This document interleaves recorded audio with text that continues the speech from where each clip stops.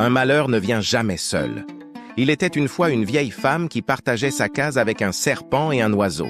Chaque fois que l'oiseau pondait, le serpent avalait l'œuf.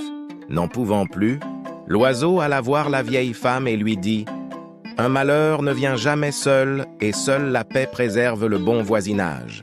Je voudrais que tu ailles dire au serpent d'arrêter d'avaler mes œufs. » La vieille lui répondit « Qu'est-ce qu'une personne vient faire dans une querelle de serpents et d'oiseaux ? Cela ne me concerne pas. Va voir un autre. » L'oiseau s'en alla voir la souris. Celle-ci dressa ses moustaches et se mit debout. Alors l'oiseau lui parla. « Je voudrais que tu ailles voir la vieille pour qu'elle dise au serpent de cesser d'avaler mes œufs. Chaque fois que je ponds un œuf, il l'avale. Tu sais bien que je vis toujours caché dans la case de la vieille. Si elle me voit, aussitôt je meurs. Comment donc irais-je voir la vieille pour qu'elle parle au serpent? Va voir un autre. Cela ne me concerne pas. » Ah! Bon, d'accord. Un malheur ne vient jamais seul, répliqua l'oiseau. L'oiseau consulta l'araignée. S'il te plaît, va dire à la vieille d'avertir le serpent pour qu'il épargne mes œufs.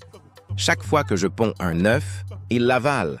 Moi, toute toile que je fabrique la nuit dans la case, la vieille la défait quand elle se réveille. Je ne peux donc pas lui dire de ta part quoi que ce soit. Va voir un autre.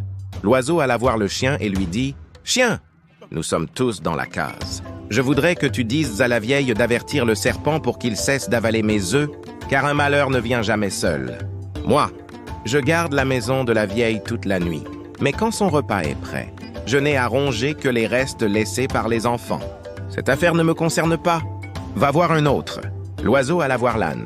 Il lui parla en ces termes. « Âne, je voudrais t'envoyer dire à la vieille de dire au serpent de laisser mes œufs, car tu sais bien qu'un malheur ne vient jamais seul.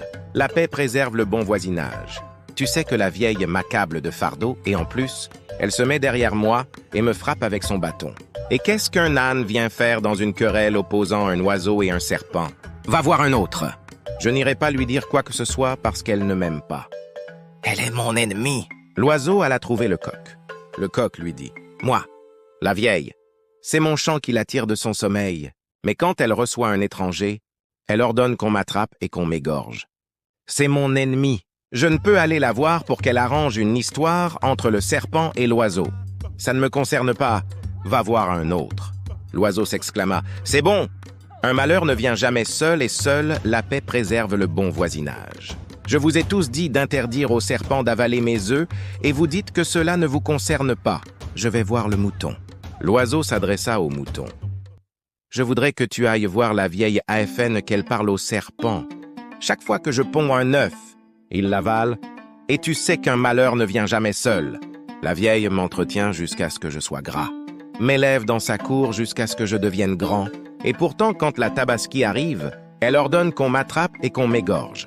Une querelle entre une personne, un oiseau et un serpent ne me concerne pas. Va voir un autre. » L'oiseau partit chercher une allumette. Quand il revint, il dit « Maintenant, j'ai parlé. Je suis fatigué.